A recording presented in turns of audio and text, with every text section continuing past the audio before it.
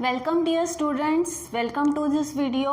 अब आज जो है इस वीडियो के थ्रू हम हमारा नेक्स्ट टॉपिक देखने वाले हैं। देखो हम लोग जो है वो ह्यूमन हेल्थ एंड डिसीजेस ये चैप्टर देख रहे हैं। इस चैप्टर में हमने देखा कि जो सेल्स ऑफ इम्यून सिस्टम, ठीक है, इम्यून सिस्टम में कौन कौन से सेल्स हैं जो पार्टिसिपेट करते हैं या फिर जिनका एक इम्पॉर्टेंट रोल होता है। तो हमने जो है इसमें दो टाइप हैं एक्चुअली, एक है लिम्फोसाइट्स और दूसरे हैं एंटीजन प्रेजेंटिंग सेल्स, ठीक है। तो अभी जो है वो हम लिम्फोसाइट्स के बारे में बात कर रहे हैं। लिम्फोसाइट्स जो हैं ये हमने देखा they are of two types on the basis of their maturation, वो कहाँ पे मैच्योर होते हैं, ठीक है। अगर वो बोन मैरो में ही मैच्योर होते हैं तो उन्हें बी लिम्फोसाइट कहा जाता है, और अगर वो थाइमस में जाकर मैच्योर होते हैं then they are called as T lymphocytes. हमने हमारे लास्ट वीडियो में जो है वो टी लिम्फोसाइट्स जो है उनका मैकेनिज्म कैसा होता है, वैसे कैसे काम करते हैं वो देखा था। आज जो है वो हम देखेंगे मैकेनिज्म ऑफ बी लिम्फोसाइट्स, ठीक है। Now B mechanism of B lymphocytes में देखो, सबसे पहले जो है बी लिम्फोसाइट्स जो है वो डायरेक्टली सेंसिटाइज, मतलब वो डायरेक्टली जो है वो कैसे एक्टिवेट होते हैं। तो वो एक्टिवेट दो तरह से होते हैं। एक तो डायरेक्टली कोई फॉरेन ऑर्गेनिज्म जब बॉडी के अंदर एंट्री करता है तो इस सिस्टम को पहले से ही पता चल जाता है, बी लिम्फोसाइट्स को पहले से ही पता चल जाता है कि कोई कुछ है जो हमारे बॉडी के अंदर आया है, तो उस वजह से वो स्टिमुलेट हो जाते हैं। प्लस हमने जो है हमारे लास्ट वीडियो में देखा कि हेल्पर टी सेल्स जो होते हैं, ये हेल्पर टी सेल्स जो हैं ये भी जाकर मैसेज जो है वो किसे प्रोवाइड करते हैं, बी लिम्फोसाइट्स को प्रोवाइड करते हैं। On the basis of this B lymphocytes जो हैं वो इन दोनों सिस्टम के थ्रू एक्टिवेट होते हैं, सेंसिटाइज होना यानी स्टिमुलेट होना, ठीक है, एक्टिव होना, ठीक है। देन इसके बाद में जब वो एक्टिवेट होते हैं तो वो क्या करते हैं, तो बी लिम्फोसाइट्स जब एक्टिवेट होते हैं तो वो बहुत जल्दी जल्दी अपनी क्या बनाने लगते हैं, मल्टीपल कॉपीज बनाने लगते हैं, मतलब दे मल्टीप्लाई वेरी फास्टली, बहुत फास्टली वो क्या करते हैं, मल्टीप्लाई होने लगते हैं, अपने नंबर्स बढ़ाने लगते हैं, अपने क्लोन्स बनाने लगते हैं, ठीक है। अब ये जो भी क्लोन्स बनाए जाते हैं ये दो अलग अलग प्रकार के बनाए जाते हैं, एक है प्लाज्मा सेल्स और दूसरे हैं मेमोरी बी सेल्स, ठीक है। तो हम पहले प्लाज्मा सेल्स के बारे में बात करेंगे। नाउ प्लाज्मा सेल्स क्या करते हैं, जैसे ही प्लाज्मा सेल्स तैयार होते हैं वैसे ही प्लाज्मा सेल का काम है कि वो स्पेशल ग्लाइकोप्रोटीन तैयार करते हैं। ग्लाइकोप्रोटीन इज नथिंग बट जिन्हें हम एंटीबॉडीज कहते हैं। एंटीबॉडीज का केमिकल कॉन्स्टिट्यूएंट जो है वो क्या है, ग्लाइकोप्रोटीन, मतलब it is made up of ठीक है, ग्लाइकोसिलेट एंड प्रोटीन, ये दोनों जो है ये मिलके जो है वो ग्लाइकोप्रोटीन बनाते हैं। तो ये जो ग्लाइकोप्रोटीन है they are called as antibodies, ठीक है, ये एंटीबॉडीज है। अब ये एंटीबॉडीज जैसे ही तैयार होती है हमारे बॉडी में ब्लड के थ्रू या फिर लिम्फ के थ्रू, ये जो दोनों ही हैं ये सर्कुलेटिंग सिस्टम है हमारे बॉडी के, मतलब हमारे बॉडी में चीज़ों को इधर उधर पहुंचाना, सर्कुलेट करना, ये ब्लड का और लिम्फ का दोनों का काम है। तो जो भी ये ग्लाइकोप्रोटीन है, ये ग्लाइकोप्रोटीन जो है वो किस में मिल जाते हैं, ब्लड में मिल जाते हैं या फिर लिम्फ में ऐड हो जाते हैं और फिर वो हमारे बॉडी में सर्कुलेट किए जाते हैं, ठीक है। तो प्लाज्मा सेल का मेन काम क्या है, इनका मेन काम है कि जैसे ही इसे मैसेज मिलता है या जैसे ही ये बनते हैं प्लाज्मा सेल्स, ये ग्लाइकोप्रोटीन तैयार करते हैं। Glycoproteins are nothing but they are the antibodies. ये एंटीबॉडीज जो है वो हमारे सर्कुलेटिंग फ्लूइड में ऐड हो जाते हैं और वो फिर हमारे बॉडी में सर्कुलेट होते हैं, ठीक है। देन इसके बाद में जो है नेक्स्ट क्या हो रहा है कि ये जो भी एंटीबॉडीज हैं फिर ये क्या करते हैं, एंटीबॉडी तैयार कर दिया, ठीक है, लेकिन एंटीबॉडी का फंक्शन क्या है, तो एंटीबॉडी का फंक्शन है कि जो भी फॉरेन ऑर्गेनिज्म बॉडी के अंदर आया हुआ है तो या तो वो उसके सेल मेम्ब्रेन को बाइंड करके रखेंगे, ठीक है, मतलब उसको पकड़ के रखेंगे, या फिर जो है वो फ्री रहेंगे, ठीक है। तो जो भी एंटीबॉडीज तैयार होते हैं वो हमारे जो भी जैसे ब्लड सेल्स हैं या लिम्फ में ये जो है वो सेल मेम्ब्रेन को बाइंड करके रखते हैं, मतलब सेल मेम्ब्रेन के ऊपर प्रेजेंट रहेंगे, या फिर ये जो है वो फ्रीली जो है वो हमारे ब्लड में फ्लोट होते रहेंगे, ठीक है। अब अगर वो फ्री है, तो अगर वो मेम्ब्रेन के ऊपर है तो वो आसानी से काम कर सकते हैं, लेकिन अगर वो फ्री हैं तो वो क्या काम करेंगे, कैसे काम करेंगे, तो अगर वो फ्री हैं तो वो तीन फंक्शंस परफॉर्म करते हैं। सबसे पहला है एग्लूटिनाइजेशन, दूसरा है ऑप्सोनाइजेशन और तीसरा है न्यूट्रलाइजेशन। सबसे पहले एग्लूटिनाइजेशन। एग्लूटिनाइजेशन मतलब क्या, जो भी फॉरेन ऑर्गेनिज्म है जो बॉडी के अंदर आया है सबसे पहले उसे इनएक्टिव एक्टिवेट करना, मतलब उसकी एक्टिविटी पे रोक लगाना, मतलब उसे क्या कर देना, इमोबिलाइज कर देना। क्या कर देना, इमोबिलाइज कर देना, मतलब उसकी मोबिलिटी जो है, उसकी मूवमेंट जो है उसे रोक देना। अगर वो एक ही जगह पे फ्रीज रहेगा, रुका रहेगा, तो उसे खाना, उसे निगलना या उसे मारना आसान हो जाएगा। तो एग्लूटिनाइजेशन में क्या किया जाता है, जो भी मैटर हमारे बॉडी में बाहर से आया है उसे क्या करते हैं, इमोबिलाइज कर देते हैं, उसे वहीं पे फ्रीज कर देते हैं। ये है पहला स्टेप। दूसरा स्टेप ऑप्सनाइजेशन या फिर कोटिंग। ठीक है, सो फ्रेंड्स देखो कि यहाँ पे जो ऑप्सनाइजेशन है या फिर उसे हम कोटिंग कहते हैं, ऑप्सनाइजेशन या फिर कोटिंग, जिस फॉरेन ऑर्गेनिज्म को इमोबिलाइज करके रखा है, मतलब जो एक जगह पे रुका हुआ है, फिर उसके बाद में उसके ऊपर एक कोटिंग तैयार की जाती है, एक कवरिंग तैयार की जाती है, ताकि जो भी फैगोसाइट्स हैं, जो मैक्रोफेजेस हैं, जो उन्हें निगलने वाले हैं, जो उन्हें खाने वाले हैं, वो उन्हें निगलने में आसानी हो। तो इसलिए उसका जो आउटर, उसको उसके आजू बाजू एक आउटर कवर कोटिंग बनाई जाती है। That is the second step. And the third step is neutralisation. उसे जो है वो मैक्रोफेज तो निगल जाएंगे, लेकिन उनके द्वारा अगर कोई टॉक्सिक सब्सटेंस बॉडी में रिलीज हुआ है या उस पर्टिकुलर जगह पे रिलीज हुआ है, तो उसे क्या करना, न्यूट्रल करना, न्यूट्रलाइज करना। That is the third step. देखो हमने बोला कि प्लाज्मा सेल्स क्या हैं। Plasma cells are nothing but they are the multiplied B lymphocytes. जैसे ही बी लिम्फोसाइट्स को जो है वो मैसेज मिलता है कि बाहर से कोई अटैक हुआ है, उसके बाद में वो बहुत जल्दी जल्दी अपनी कॉपी बनाने लगता है। जैसे वो कॉपी बनाता है, जो भी सेल्स तैयार होते हैं उन्हें दो टाइप में डिवाइड किया जाता है। कुछ हैं जिन्हें प्लाज्मा सेल कहा जाता है और कुछ हैं जिन्हें मेमोरी सेल्स कहा जाता है। प्लाज्मा सेल्स जो हैं वो जैसे ही एक्टिवेट होते हैं, वो ग्लाइकोप्रोटीन, एक्चुअली मैंने देखो ग्लाइऑक्सिलेट प्लस प्रोटीन बताया, वो नहीं है, glucose plus protein is called as glycoprotein. तो ये जो भी ग्लाइकोप्रोटीन है ये तैयार किया जाता है। ग्लाइकोप्रोटीन कुछ और नहीं, वो एंटीबॉडीज होते हैं। ये एंटीबॉडीज़ हैं जो है या तो वो सेल मेम्ब्रेन को चिपके हुए होते हैं या फिर वो फ्री होते हैं। अगर वो फ्री हैं तो वो तीन फंक्शंस करते हैं। सबसे पहले आए हुए बाहर के जो फॉरेन ऑर्गेनिज्म है उन्हें इमोबिलाइज, मतलब वहीं पे रोक देना, उनकी एक्टिविटी स्टॉप कर देना।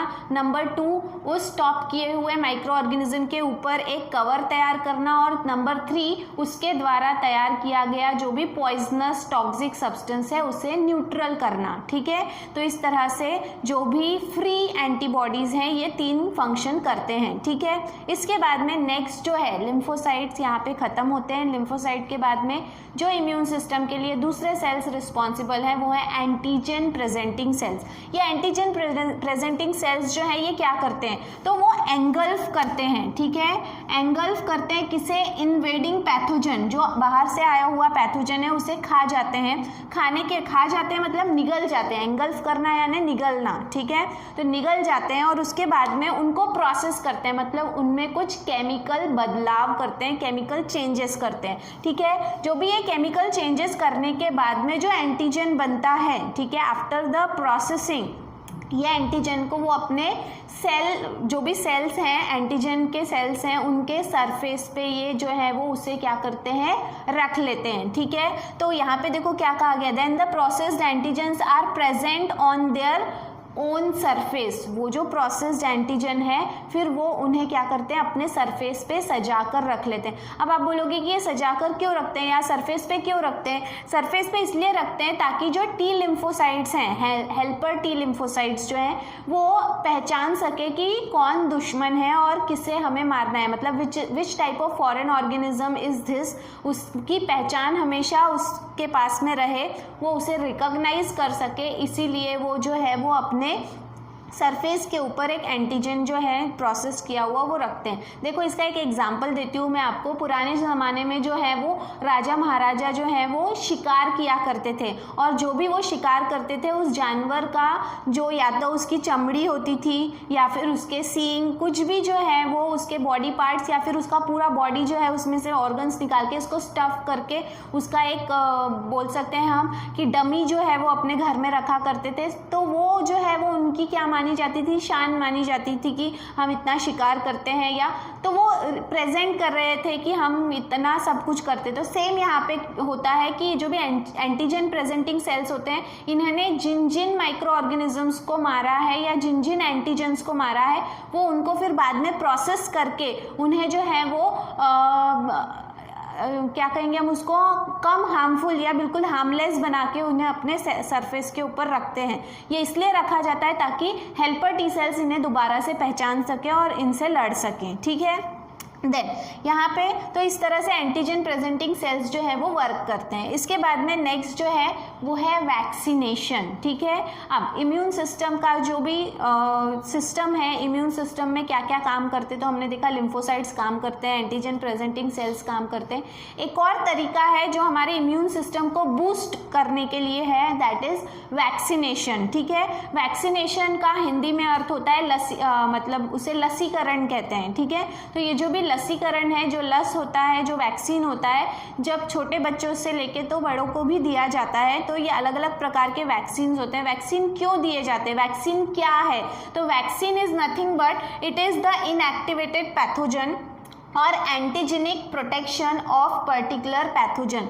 मतलब ये वैक्सीन कुछ और नहीं, ये एक प्रकार के माइक्रो ऑर्गेनिजम्स ही हैं, लेकिन इसमें हमने क्या किया है, जो हार्मफुल चीज़ है उसे निकालकर यूजफुल चीज़ डाली हुई है, और फिर ये माइक्रो ऑर्गेनिजम्स को हमारे बॉडी में डाल दिया जाता है। जब ये माइक्रो ऑर्गेनिजम्स हमारे बॉडी में वैक्सीनेशन के द्वारा डाला जाता है, तो हमारा जो इम्यून सिस्टम है वो उस आए हुए बाहर से फॉरेन ऑर्गेनिज्म के लिए जो है वो रिस्पॉन्ड करने लगता है, उसे एंटीबॉडीज बनाना जो है वो शुरू करने लगता है। मतलब उसकी जो कैपेसिटी है एंटीबॉडीज बनाने की वो बढ़ जाती है। इस तरह से हम हमारे बॉडी को जो है वो सिखाते हैं कि कैसे फॉरेन ऑर्गेनिज्म जब आता है तो आपके बॉडी को कब कब एंटीबॉडीज बनानी है और कैसे बनानी है। ठीक है, तो जब हम वैक्सीन लेते हैं तो the process is called as vaccination. आपको वैक्सीन जो है वो in the form of micro organism वो इंजेक्ट किया जाता है आपके बॉडी में, तो उसे वैक्सीनेशन कहा जाता है। ठीक है, देन इसके बाद में कुछ ऐसे पैथोजेंस होते हैं जो आपके मतलब वैक्सीनेशन क्यों ज़रूरी है। कुछ ऐसे पैथोजेंस होते हैं जो एक बार आपके बॉडी में आ गए तो वो आपके बॉडी को अपना घर बनाने लगते हैं, वहाँ से बाहर नहीं निकलना चाहते, आपके बॉडी में जो है वो रहने लगते हैं, और जिसकी वजह से बहुत सारे सीरियस इलनेस मतलब बहुत सारे सीरियस डिसीजेस होते हैं, हो चुके हैं। ठीक है, तो इसीलिए वैक्सीनेशन इसलिए ज़रूरी है कि इस तरह के जो भी पैथोजेंस है जो एक बार आपके बॉडी में एंटर कर गए उन्हें मारकर बॉडी से बाहर भगाना ज़रूरी है। नहीं तो जो है जैसे हम बोलते हैं ना कि पेंडेमिक मतलब पूरे के पूरे एरिया को ख़त्म करने वाले जो डिसीजेस हैं, ऐसे डिसीजेस जो हैं वो एक बार आपके बॉडी में आ जाते हैं, और अगर आपके बॉडी में जो है वो एंटीबॉडीज़ या आपके इम्यून सिस्टम को वो इतना डैमेज कर देते हैं कि फिर उसके बाद में वो माइक्रो ऑर्गेनिज्म से लड़ने के काबिल नहीं रहती आपकी बॉडी, आपका जो इम्यून सिस्टम है, डिफेंस सिस्टम है। तो इसीलिए हमको वैक्सीनेशन दिया जाता है ताकि हमारे बॉडी में जो इम्यून सिस्टम है वो हमेशा स्ट्रांग रहे। ठीक है, देन इसके बाद में देखो कभी कभी क्या होता है कि जब पैथोजेंस आपके बॉडी पे अटैक करते हैं तो वो पैथोजेंस जो है वो आपका इम्यून सिस्टम पहचान नहीं पाता। ठीक है, रिकॉग्नाइज नहीं कर पाता कि आपके बॉडी में कोई बाहर से आया है, क्योंकि अगर आपके बॉडी में कोई बाहर से आया और आपकी बॉडी वो पहचान नहीं पा रही है तो वो बाहर से आया हुआ ऑर्गेनिज्म आपके बॉडी में फैलता चला जाएगा। जब वो फैलने लगेगा तो वो अलग अलग प्रकार के रोग तैयार करने लगेगा। ठीक है, तो वैक्सीनेशन क्या है, तो वैक्सीनेशन वो एक तरीका है जिसकी मदद से हमारे शरीर को, हमारे इम्यून सिस्टम को सिखाया जाता है कि आप कैसे जो है वो बाहर से आए हुए ऑर्गेनिजम्स को रिकॉग्नाइज करो, पहचानो और उसे एलिमिनेट करो। एलिमिनेट मतलब बॉडी से बाहर निकाल दो। ठीक है, तो vaccination is the process which teaches our body to how to recognise the foreign organism and how to eliminate the foreign organism, जो भी पैथोजन है उसे। ठीक है, देन ये एक इम्पॉर्टेंट प्राइमरी प्रिवेंशन है। प्राइमरी प्रिवेंशन इसीलिए कहा गया है क्योंकि ये बचपन से, जैसे ही न्यूबॉर्न बेबी होता है, मैंने लास्ट वीडियोस में भी आपको बताया, जैसे ही बच्चा पैदा होता है उसे जो है वो सबसे पहले BCG का वैक्सीन दिया जाता है और उसके बाद में समय समय पे अलग अलग वैक्सीन दिए जाते हैं। ये प्राइमरी लेवल का प्रिवेंशन है कि गलती से अगर कोई फॉरेन ऑर्गेनिज्म आपके बॉडी में आ गया डिसीज जो है वो क्रिएट करने वाला, तो आपका बॉडी इतना सक्षम रहे, कैपेबल रहे कि उसे मारकर भगा सके। ठीक है, तो ये प्राइमरी प्रिवेंशन है जो हमें बचाता है इस तरह के डिसीजेस से। ठीक है, और देखो हमारा हिस्ट्री अगर आप निकाल के देखोगे तो बहुत सारे ऐसे डिसीजेस हैं जिन्होंने जो है वो आतंक मचाया हुआ था, बहुत सारे बच्चों को, बड़ों को जो है ये डिसीजेस होके और बहुत सारी मौतें हुई हैं। तो इसीलिए जो है ये वैक्सीनेशन हमें बताता है कि बहुत सारे ऐसे डिसीजेस हैं जिन्हें हम कंट्रोल कर सकते हैं, जैसे कि मीजल्स, मैंने बताया था आपको, बॉडी पे छोटे छोटे जो है वो चट्टे आ जाते हैं और फिर वो कड़क हो जाते हैं, ठीक है, तो ये है। देन पोलियो सभी को पता है, टिटेनस भी पता है, वॉपिंग कफ, ये सभी बच्चों में होने वाली बीमारियां हैं जिससे बचने के लिए आपको बचपन से ही वैक्सीनेशन दिया जाता है, ठीक है, सो दैट आपका बॉडी जो है, आपका इम्यून सिस्टम, आपका रोग प्रतिकारक शक्ति इतनी स्ट्रांग हो कि ये सारे रोगों से लड़ सके, ठीक है।